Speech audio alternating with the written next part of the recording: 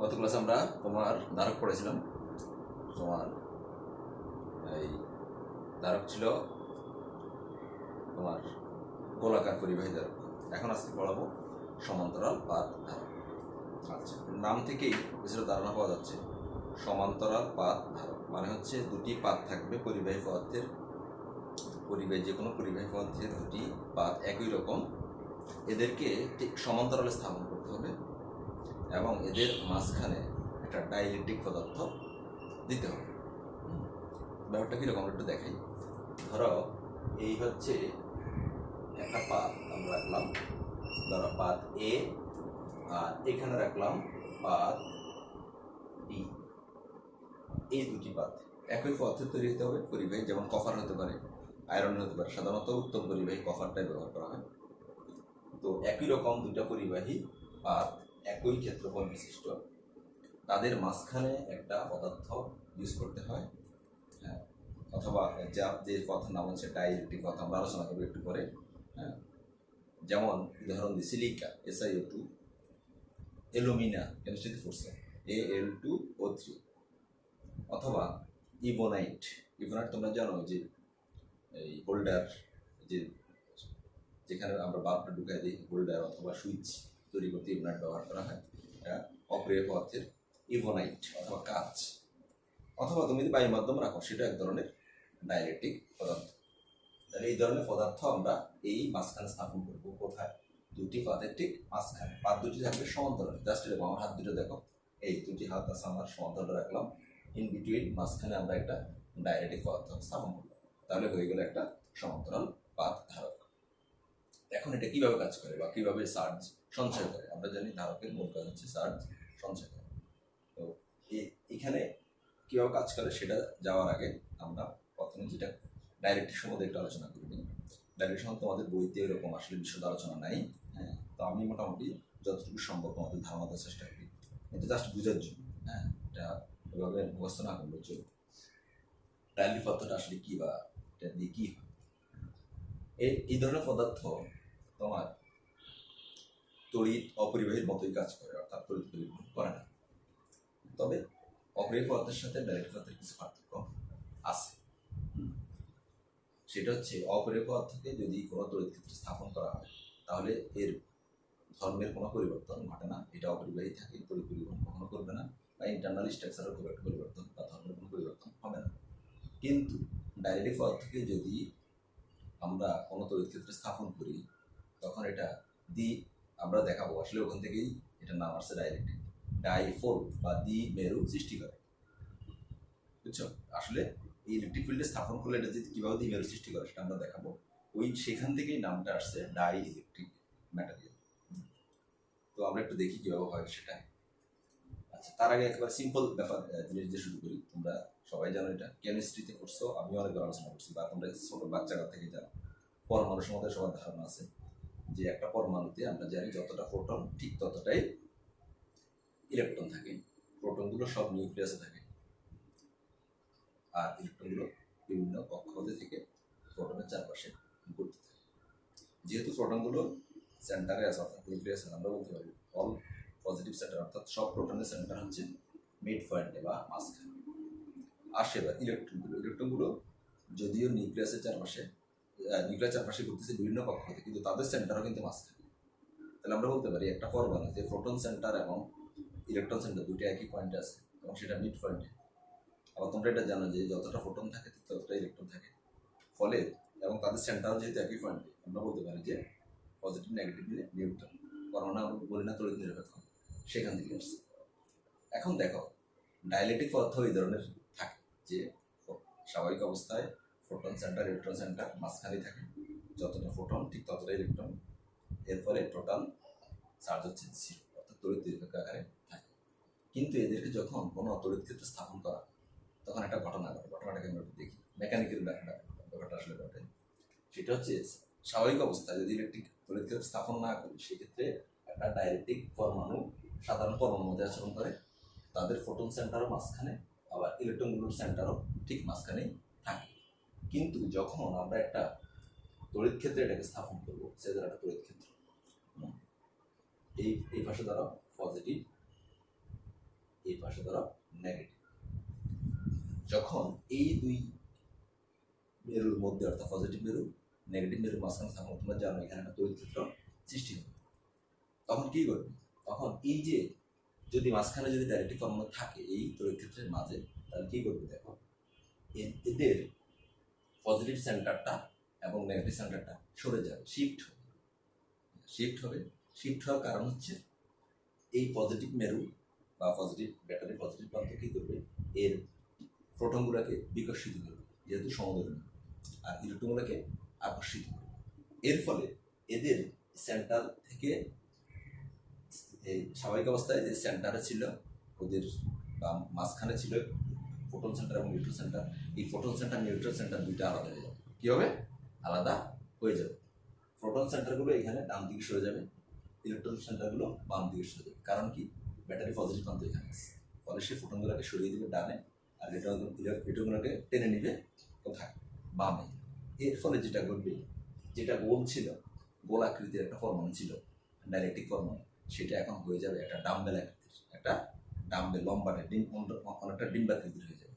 এরকম ঘটবে দেখো, এইটা এরকম একটা ডিম্বাকৃতির হয়ে যাবে এবং ফোটন সেন্টারগুলো চলে আসবে ডান প্রান্তে, ইলেকট্রন সেন্টারগুলো চলে যাবে বাম প্রান্তে। কারণ ফোটনগুলোকে এই পজিটিভ মেরুটা বিকর্ষণ করছে, ইলেকট্রনগুলোকে আকর্ষণ করছে। এইভাবে এই পজিটিভ প্রান্ত নেগেটিভ প্রান্তের মাঝখানে যতগুলো তোমার ডাইরেক্ট্রিক ফর্মুলা থাকবে সবগুলোর ক্ষেত্রে এই ঘটনা ঘটবে, মাইনাস প্লাস সবগুলো ডাম্বেল আকৃতির সৃষ্টি।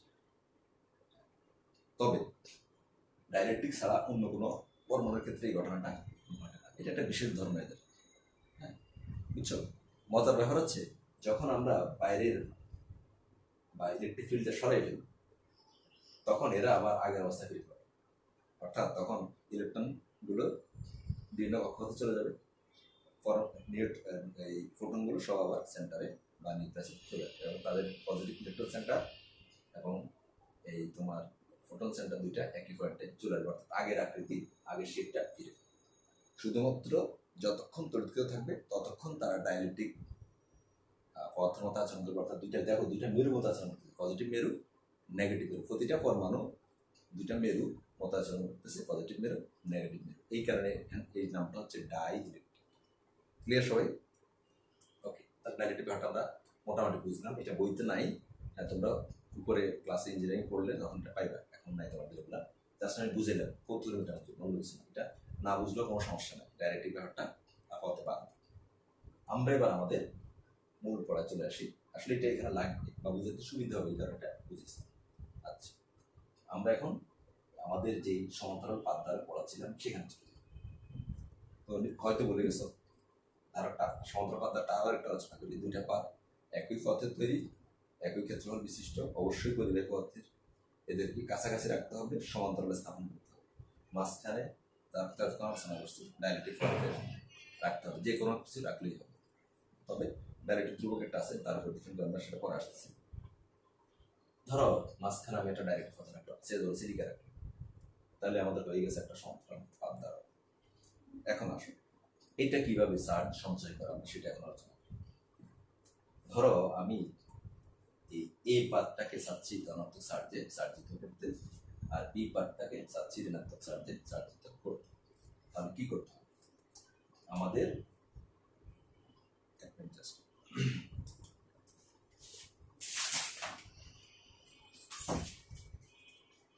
যদি এই পাতটাকে পজিটিভ চার্জ চার্জিত করতে চাই, তাহলে এই পাতের সাথে ব্যাটারির ধনাত্মক প্রান্ত যুক্ত করতে হবে, আর বি পাতের সাথে ঋণাত্মক প্রান্ত যুক্ত করতে হবে। তবে তোমাদের বইতে যেটা দেয়া আছে সেটা হচ্ছে ঋণাত্মক প্রান্ত যুক্ত করে নাই, কি করছে? গ্রাউন্ড করে দিচ্ছে। কথা একই, গ্রাউন্ড করে দিলেও হবে বা ঋণাত্মক প্রান্ত যুক্ত করলেই হবে। তবে প্র্যাকটিক্যালি আসলে গ্রাউন্ড করার সুযোগটা কম। তুমি ধরো একটা ফ্যানের ক্যাপাসিটি ইউজ করতেছো, তুমি হয়তো তার নিয়ে মাটি ঢুকাই দিবা, প্র্যাকটিক্যালি আসলে ব্যাটারি নেগেটিভ প্রান্তটাই যুক্ত করা। তবে অসুবিধা নেই, আমরা ব্যাখ্যা করি, দুটোই একই জিনিস, আমরা ব্যাখ্যা করলে বুঝতে হবে। এটা নেগেটিভ প্রান্তটা যুক্ত করা যা, এটাকে গ্রাউন্ড করে দেওয়া একই কথা, আমরা দেখাবো। তো আমরা বোঝানোর স্বার্থে আপাতত গ্রাউন্ডটা তুলে ফেলি, পরে দেখাবো আবার। আমরা ধরে নিচ্ছি এটা নেগেটিভ আধানের সাথে যুক্ত আছে। হ্যাঁ, বা তোমাদের যেটা আচ্ছা আমরা এক কাজ করি, গ্রাউন্ডটাই ধরে নিই। হ্যাঁ, নেগেটিভটা পরে বুঝি, নেগেটিভ সাথে যুক্ত করে থাকলেও গ্রাউন্ডের মতো আচরণ করবে, সেটা পরে বোঝাচ্ছি। ধরে নিচ্ছি এটা গ্রাউন্ডের সাথে যুক্ত, কারণ যেহেতু আমার বইতে গ্রাউন্ড করা আছে। ওকে, এখন বুঝতে পারবো না। এটা ধরে নাও যে এটা এখানে যুক্ত করা যা এই নেগেটিভ মেরুর সাথে যুক্ত করা একই কথা। ওকে, এখন আসো কিভাবে এটা সার্জিত হবে সেটা আলোচনা করি। আমরা জানি পরিবাহী পদার্থ হচ্ছে সেই পদার্থ যেই পদার্থে প্রচুর পরিমাণ মুক্ত ইলেকট্রন থাকে, যে কোনো পরিবাহী যেটা থাকে। তো স্বাভাবিকভাবে আমাদের এই পরিবাহিত মুক্ত ইলেকট্রন আছে, পি পরিবাহিত আছে। মাঝখানে কিন্তু আমার একটা কি আছে, ডাইলেকট্রিক কাঠামো, যেটা কিন্তু অপরিবাহী। এখন আসো, এখন এই মুহূর্তে ধরো কোনো চার্জ এখানে এতেও নাই, বিতেও নেই, ফলে মাঝখানে ডাইরেক্টগুলো কি এমন শেপে থাকবে বলতো, গোল শেপে থাকবে, অর্থাৎ তাদের ইলেকট্রন সেন্টার এবং ফোটন সেন্টার একই পয়েন্টে থাকবে। প্রথম শেপটা যেটা ইলেকট্রিক ফিল্ড দেওয়ার পূর্বে যেটা সেটা থাকবে। এখন আসো, যখন আমি এই পাতটাকে ব্যাটারি পজিটিভ পাতের সাথে যুক্ত করি তখন কি ঘটবে?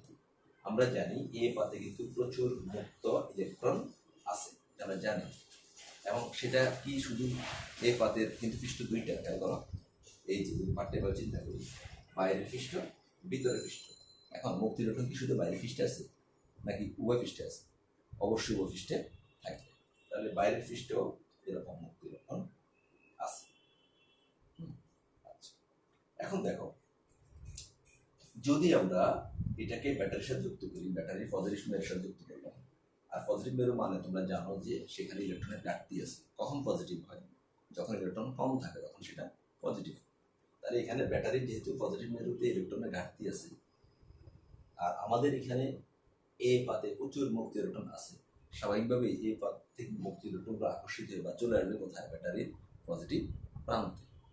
এখন কোন ইলেকট্রনগুলো বাইরের পৃষ্ঠের না ভিতরের পৃষ্ঠের? আনসার হচ্ছে উভয় পৃষ্ঠের মুক্ত ইলেকট্রনই আসবে এখানে, অর্থাৎ বাইরের পৃষ্ঠতেও কিছু ইলেকট্রন আসবে, আবার ভিতর পৃষ্ঠতেও কিছু ইলেকট্রন চলে আসবে। যেহেতু এটা ফ্রি, আকর্ষণের ফলে এটা এখানে চলে যাবে। যেহেতু এখান থেকে ইলেকট্রন চলে যাবে, স্বাভাবিকভাবেই আমাদের এ পাতে ইলেকট্রন এবং ফোটনের সংখ্যার তারতম্য ঘটবে। এখন কিন্তু ব্যালেন্স সমান ছিল, এখন তারতম্য ঘটার ফলে ইলেকট্রন যখন কোনো বস্তু হারায় বা কোনো পরমাণু হারায় তখন কি হয়? সেটা ধনাত্মক চার্জে সার্জিত হয়। তাহলে আমরা বলতে পারি এ পার্টটি এবার ধনাত্মক চার্জে সার্জিত হয়ে গেল। হ্যাঁ, খেয়াল করো, এটা কিন্তু তোমরা একটু ফ্যাস লাগতে পারে তোমাদের যে এটা তখন তার ঋণাত্মক চার্জে ছিল, এখন কেন ধনাত্মক চার্জ? নো, এতক্ষণ ঋণাত্মক চার্জে ছিল না। এখানে যে মাইনাসগুলো আমি দেখাইছি এটা বুঝাইছি যে মুক্ত ইলেকট্রন, মুক্ত ইলেকট্রন আর ঋণাত্মক চার্জে এক না, বুঝতে পারছো? মুক্ত ইলেকট্রনগুলো আমরা দেখাইছিলাম ওইটা চার্জ না আসলে, বুঝছো? হ্যাঁ, এটা আসলে নিউট্রাল। কিভাবে নিউট্রাল? নিউট্রাল ছিল এই কারণে, তোমরা জানো এটা যে কোনো পাতে বা পরমাণুতে প্রোটন সংখ্যা নিউট্রন সংখ্যা সমান, ফলে এটা নিউট্রাল অবস্থা থাকে। কিন্তু কিছু কিছু পরমাণুর ইলেকট্রনগুলো একেবারে আউটার মোস্ট সেলে থাকে, অর্থাৎ ফ্রি থাকে, সেগুলো হচ্ছে তোমার পরিবার। কিছু ইলেকট্রন থাকে বাইরের সেলে বা, হ্যাঁ বুঝছো, এগুলো মুক্ত থাকে, এই কারণে এদেরকে বলে পরিবাহী মুক্ত ইলেকট্রন। তো যাই হোক, এখন এখানে কিছু মুক্ত ইলেকট্রন এখানে চলে গেছে, আসল কথা হচ্ছে এটা। ফলে এই এ পাতের উভয় পৃষ্ঠ ধনাত্মক চার্জে সার্জিত হয়ে গেল, উভয় পৃষ্ঠ, কারণ উভয় পৃষ্ঠ থেকে ইলেকট্রন গেছে। এবার আসো বি পাতে কি করবে? মাঝখানে কিন্তু আমার ডাইলেকট্রিক পাত আছে, এরা কিন্তু তড়িৎ অপরিবাহী, ফলে বি পাতের ইলেকট্রনগুলো এ পাতের ধনাত্মক চার্জ দ্বারা আকর্ষিত হবে, বাট আসতে পারে, আকর্ষিত হবে কিন্তু আসতে পারে। কেন? মাঝখানে যেহেতু অপরিবাহী ডাইলেকট্রিক পাত আছে, এরা আসতে পারবে। এখানে তো তার দিয়ে কানেকশন নেই, আছে দেখো তো নাই, এখন আগে আসতে পারবে। তাহলে কি করবে? এখানে একটা ঘটনা ঘটবে, সেটা হচ্ছে বি পাতের ইলেকট্রনগুলো এসে গ্যাদার করবে ভিতর পৃষ্ঠে, এদিকে যেতে পারবে না, কিন্তু আকর্ষণের ফলে তো এদিকে চলে যাবে, আকর্ষণ করতেছে না। এই ধনাত্মক চার্জগুলো এর ইলেকট্রনগুলো মুক্ত, এর ইলেকট্রনগুলো যেহেতু মুক্ত ফ্রি, তো তাদেরকে আকর্ষণ করতেছে। আকর্ষণ করার ফলে তারা সবাই গ্যাদার করবে ভিতরের পৃষ্ঠে, এসে গ্যাদার করবে যেটা কাছাকাছি, কিন্তু যেতে পারবে না, এদিকে যেতে পারবে না, কারণ এখানে আছে ডাইলেকট্রিক অপরিবাহী। এর ফলে যেটা করবে, ভিতরের পৃষ্ঠে ইলেকট্রনের আধিক্য দেখা দিবে। হ্যাঁ, আধিক্য মানে কি? Negative charge. আধিক্য মানে নেগেটিভ চার্জ। আধিক্য কেন হলো? এই ভিতরে পৃষ্ঠে তো অলরেডি ইলেকট্রন ছিল, এই মুক্ত ইলেকট্রন। আবার এই পজিটিভের এই পাতের ধনাত্মক চার্জগুলো আকর্ষণের ফলে বাইরের পৃষ্ঠের মুক্ত ইলেকট্রনগুলো এখানে চলে আসছে, কিছু চলে আসছে। ফলে এখানে ইলেকট্রন আগে ছিল, আবার এখনো বাইরের পৃষ্ঠ থেকে কিছু আসছে। ফলে ইলেকট্রনের পরিমাণ বেড়ে গেল, অর্থাৎ নাকি নেগেটিভ চার্জ। আর বাইরের পৃষ্ঠে ইলেকট্রন কমে গেছে না, কারণ এর ভিতরে চলে গেছে ওই যে আকর্ষণের ফলে। ফলে এখানে হয়ে যাবে ধনাত্মক চার্জ। ধারণা হয়েছে?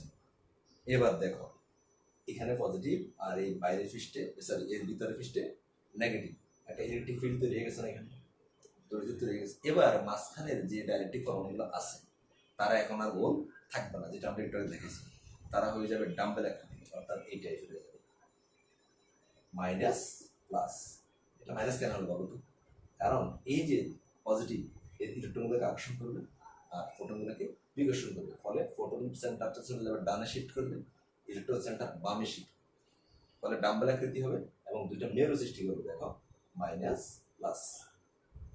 এইভাবে সবগুলো পরমাণু অবস্থা একই হবে। এখন দেখো এই পাতের কিন্তু পৃষ্ঠটা, বিশেষ করে বাইরের পৃষ্ঠটা যুক্ত আছে গ্রাউন্ডের সাথে। আমরা গ্রাউন্ড নিয়ে আলোচনা করছি, গ্রাউন্ড আছে। আর গ্রাউন্ড মানে কি? পৃথিবী।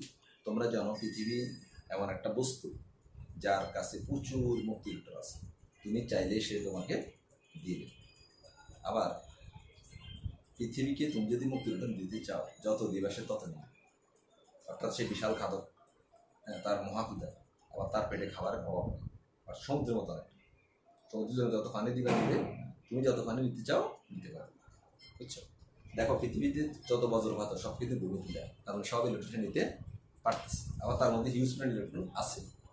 এখন যেহেতু আমার এটা গ্রাউন্ড করা আছে, আমাদের এই যে মনোযোগ শুনুন, এখানে কিন্তু বি পাতের ভিতরে পৃষ্ঠে চার্জ নেগেটিভ, বাট বাইরে পৃষ্ঠে চার্জ পজিটিভ। এই দুইটা চার্জের মধ্যে একটা বেসিক একটা সূক্ষ্ম একটা ডিফারেন্স আছে। সেটা হচ্ছে এই চার্জগুলো কিন্তু এই পদের ধনাত্মক চার্জগুলো এদেরকে ধরে রাখবে। শুধু তাই না, ভিতরে যে ডাইরেক্ট্রিক আছে, মনোযোগ দেখো এখানে ডাইরেক্ট্রিকের, এখানেও তো ডাইরেক্ট্রিক ফর্মুলা আছে। সে কিন্তু এর এই যে ডাইরেক্ট্রিকের এই পজিটিভ প্রান্তটা ইলেকট্রনটাকে আকর্ষণ করে ধরে রাখবে। কিন্তু এই বি পাতের বাইরে পৃষ্ঠে যে ধনাত্মক চার্জ তাদেরকে ধরে রাখার মতো কোনো অবস্থা নেই। ফলে কি হবে, এখান থেকে পৃথিবীতে যেহেতু মুক্ত ইলেকট্রন আছে আর এখানে ধনাত্মক চার্জ মানে ইলেকট্রনের ঘাটতি আছে, ভূপৃষ্ঠ থেকে বা পৃথিবীর গ্রাউন্ড থেকে ইলেকট্রন চলে আসবে এখানে, এসে এদেরকে নিউট্রাল করে দেবে। এরা হয়ে গেছে এখন নিউট্রাল। আর ভিতরের পৃষ্ঠের ইলেকট্রনগুলো কে আকর্ষণ করে রাখবে? কে? এই প্রান্ত অথবা ভিতরের ডাইলেকট্রিক পরমাণুগুলো আকর্ষণ করে রাখবে এবং তাদের শেপটা হয়ে যাবে ডাম্বেল আকৃতি। এখন যদি আমি ব্যাটারি কানেকশন খুলেও ফেলি কোনো অসুবিধা নাই, বা গ্রাউন্ড কানেকশন খুলেও ফেলি, তাহলেও এখানে ধনাত্মক চার্জ হয়ে যাবে।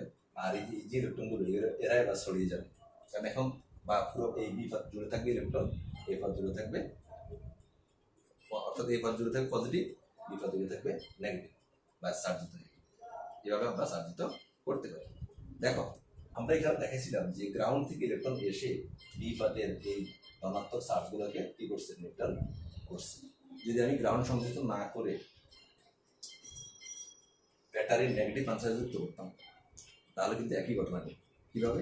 এই যে ব্যাটারি নেগেটিভ প্রান্ত মানে কি? যেখানে প্রচুর মুক্ত ইলেকট্রন আছে, ফলে এখান থেকে মুক্ত ইলেকট্রনগুলো চলে গিয়ে এদেরকে নিউট্রাল করে দেবে, এরা থাকবে। এখন ব্যাটারি কানেকশন খুলে গেল, হয়ে গেল এইখানে পজিটিভ, এখানে নেগেটিভ। এইভাবে একটা ধারককে আমরা চার্জিত করতে পারি।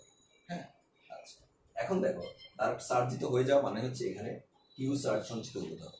মজার ব্যাপার হচ্ছে এই পথে ধনাত্মক 5 কুলম যদি সঞ্চিত হয়, বি পাতে ঋণাত্মক 5 কুলম চার্জ সঞ্চিত হবে, সংখ্যায় সমান হবে।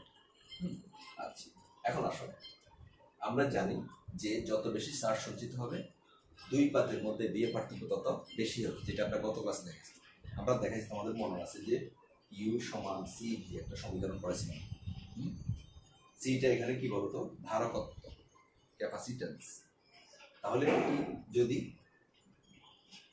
ইউ বাড়ে স্বাভাবিকভাবেই ভিও বাড়বে, কারণ সি তো ধ্রুবক, সিটা ধ্রুবক, অর্থাৎ ইউ সমানুপাতিক ভি আমরা বলতে পারি।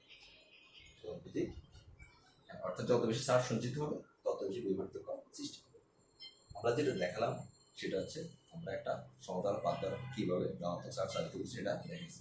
এটা একটু বড় হয়ে গেছে, একটু জটিল হয়ে গেছে ও ডাইলেকট্রিকের কারণে। তোমার হয়তো একটু প্যাচ লাগতে পারে, একটু ধীরে ধীরে দেখবা। ফার্স্ট একটু ডাইলেকট্রিকটা বোঝার পরে কিছুক্ষণ থামবা, প্রয়োজনে খাতায় কে বোঝার চেষ্টা করবে, এরপরে আরেকটু আগাবা। এবার আস্তে আস্তে বোঝার চেষ্টা করলে একটু টাইম দিয়ে দেখবা ভিডিওটা, তাহলে বুঝবা। এখানে একটু প্রবলেম হয় আমাদের, যেহেতু ডাইলেকট্রিকটা বইতে নাই, বইভাবে ডিটেলস আলোচনা নাই, কোনো বইতে নাই, ইন্টারমিডিয়েটে কোনো বইতে পাবা তুমি। আমি একটু দেখাইছি জাস্ট ভিতরে ব্যাপারটা যেন তোমরা বুঝার জন্য, অন্য কিছু না, এটা মুখস্থ করার কোনো প্রয়োজন নেই।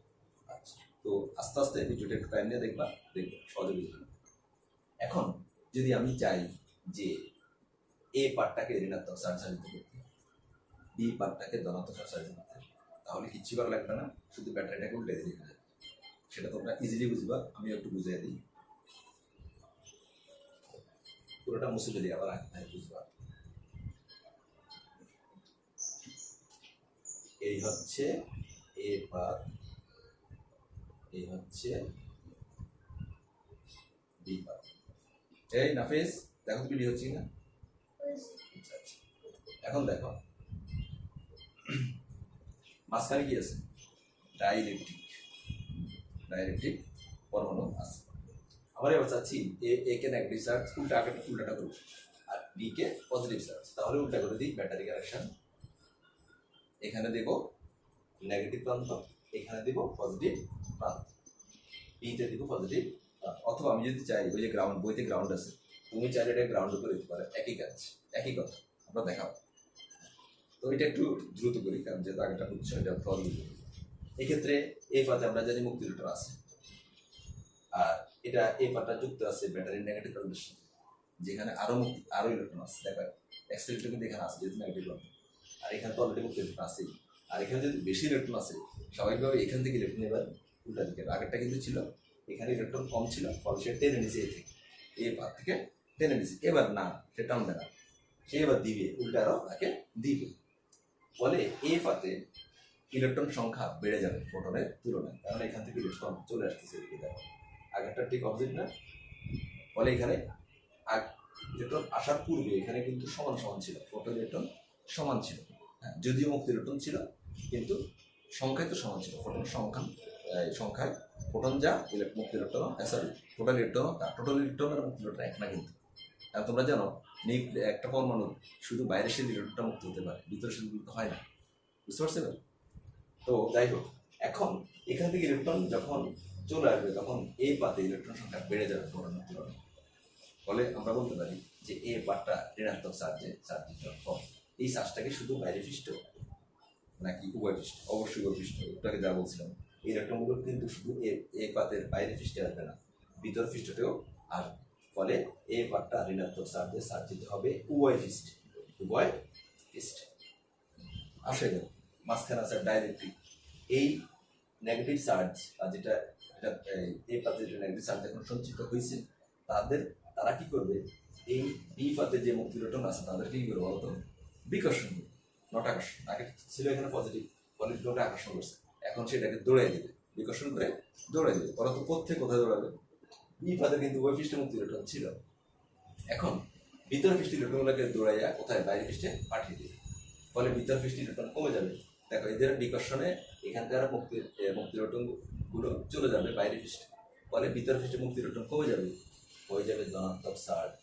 এরকম কমে গেছে ধনাত্মক চার্জ, বাইরে পৃষ্ঠে ইলেকট্রন বেড়ে যাবে। এটা করতে কেন বাড়লো? ওই যে ভিতর পৃষ্ঠ থেকে চলে আসছে, এটা কিন্তু ব্যাটারি থেকে আসে। ফলে এখানে হয়ে যাবে ঋণাত্মক চার্জ, অর্থাৎ ইলেকট্রন আধিক্য এখানে চলে যাবে। আর ভিতরের ডাইরেক্ট গুলো এজ ইউজুয়াল ওই যে আগের মতো নাম্বার আকৃতি গঠন করবে, এবং এই ধনাত্মক চার্জকে এই প্রাতের ঋণাত্মক চার্জগুলো আকর্ষণ করে ধরে রাখবে। আর বাইরে পৃষ্ঠে যে ইলেকট্রনগুলো আছে, তারা তো হয় গ্রাউন্ড অথবা ব্যাটারি পজিটিভের সাথে যুক্ত। ব্যাটারি পজিটিভের সাথে যুক্ত হলে ব্যাটারি পজিটিভ মানে ইলেকট্রন কম আছে, পজিটিভ মানে ইলেকট্রন কম আছে। ফলে এই যে বাড়তি ইলেকট্রনগুলো এরা চলে যাবে এখানে ব্যাটারি পজিটিভ, ফলে এরা আর থাকবে না, নিউট্রাল হয়ে যাবে। যদি ব্যাটারি যুক্ত না করে গ্রাউন্ড করবে, তাহলে একই ঘটনা ঘটবে। আমরা তো বলছি যে পৃথিবী যত বেশি ইলেকট্রন দিতে পারো সে নিবে, তুমি চাইলে তোমাকে দিবে, আর তুমি তাকে দাও সেও নিবে। তো এখানে মুক্ত ইলেকট্রনগুলো তখন কি হবে? যেহেতু বেশি আছে, এটা গ্রাউন্ডে চলে যাবে, পরে এটা নিউট্রাল হয়ে যাবে। বুঝতে পারছো? এখন আমরা যদি কানেকশনটা খুলে দিই, ওপেন করে দিই, তাহলে কি করবে? এখানে নেগেটিভ চার্জ, এখানে পজিটিভ চার্জ, ব্যাস হয়ে গেল চার্জ সঞ্চয়। এইভাবে একটা আমার এই সমান্তরাল পাত ধারক ক্রিয়া করে। ওকে, এখন আমরা এটার জন্য একটা ইকুয়েশন বানাবো যে সমান্তরাল পাত ধারক এটা বুঝলাম। হ্যাঁ, ধারকত্বের রাশি মানে কি হবে, সমান্তরাল পাত ধারকে ধারকত্বের রাশি মানে সি এর ইকুয়েশনটা কি হবে, যেটা আমরা দেখাইছিলাম গোলাকার পরিবাহী ধারকের ক্ষেত্রে ভেরি সিম্পল ছিল। এটা আরো সিম্পল, বুঝছো? এটা আসলে জটিল হয়ে গেছে, ওই যে ডাইলেকট্রিক ব্যাপারটা আসার কারণে একটু জটিল হয়ে গেছে। ডাইলেকট্রিকটা তোমাদের বুঝাইছে, অনেকে কৌতূহল থাকে এটা বোঝানোর জন্য কেন বুঝেছি, বা ভিতরে ইন্টারনাল ব্যাপারটা তুমি এখন ক্লিয়ারলি বুঝতে পারো এই কারণে ডাইলেকট্রিকটা বুঝেছি। তো আমি তো আবার বলতেছি, একটু ধীরে ধীরে দেখবা, কিছু দূর দেখে ফল দিয়ে দেখবা, সহজে বুঝে যাবে। আচ্ছা, এই পরবর্তী ধাপগুলো খুবই সহজ আমাদের।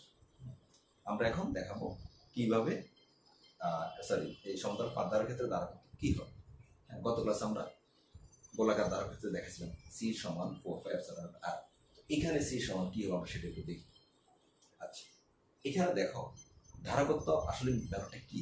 ধারকত্ব হচ্ছে চার্জ কতটুকু সঞ্চয় করতে পারে, বা চার্জ সঞ্চয়ের ক্যাপাসিটি অর্থাৎ ধারণ ক্ষমতা। ধারকত্ব যত বেশি হবে আমরা বলতে পারবো যে চার্জ তত বেশি সঞ্চয় করতে পারবে। এটা আমরা একটু সহজভাবে বুঝি। দেখো এখানে ধারকত্ব নির্ভর করবে দুইটা জিনিসের উপর, দুইটা না অ্যাকচুয়ালি তিনটা জিনিসের উপর, তিনটা প্যারামিটারের উপর সমান্তরাল পাত ধারকের ধারকত্ব বা চার্জ ধারণ ক্ষমতা নির্ভর করবে। কয়টা জিনিস? তিনটা জিনিস। প্রথমত পাতের ক্ষেত্রফল। পাতের ক্ষেত্রফল, তো পাতের ক্ষেত্রফল সাথে ধারকত্ব সম্পর্ক অবশ্যই আছে। খেয়াল করো, যদি পাতের ক্ষেত্রফলটা বা ক্ষেত্রফলের এরিয়া যদি বড় হয় বা ক্ষেত্রফলটা যদি বড় হয়, স্বাভাবিকভাবেই ওই পাতে বেশি পরিমাণ চার্জ থাকতে পারবে। তাহলে আমরা বলতে পারি ধারকত্ব যদি সি হয়, এটা কিন্তু সমান্তরাল পাত ধারক। আমরা বলছি যে ধারকত্ব সি তিনটা রাশির উপরে নির্ভর করে। এক মিনিট, দেখি কে ফোন করছে। আচ্ছা, ধরো পরের জন্য আমার ক্লাস নিচ্ছে। আচ্ছা, হ্যাঁ, তাহলে সমান্তরাল পাত ধারকের ধারকত্ব তোমার তিনটা রাশির উপরে একটা করে আমরা আলোচনা করি। প্রথম হচ্ছে ক্ষেত্রফল। একটু আগে বলছি পাতের ক্ষেত্রফল যত বেশি হবে তার মধ্যে তত বেশি চার্জ ধারণ করতে পারবে। তাহলে আমরা বলতে পারি ধারকত্ব সি সমানুপাতিক এ। কোন এটা? কার এরিয়াটা? এরিয়াটা হচ্ছে পাতের। নাম্বার 2, দুই নাম্বারটা আসে। দুই নাম্বারটা হচ্ছে এই যে দেখো দুই পাতের মধ্যে একটা স্পেসিং আছে বা গ্যাপ আছে, দূরত্ব আছে। এই দূরত্বটাকে আমরা প্রকাশ করি তোমার সে দ্বারা ডি দ্বারা, ডি দ্বারা। ডি এর সাথে তোমার ধারকত্বের একটা সম্পর্ক আছে।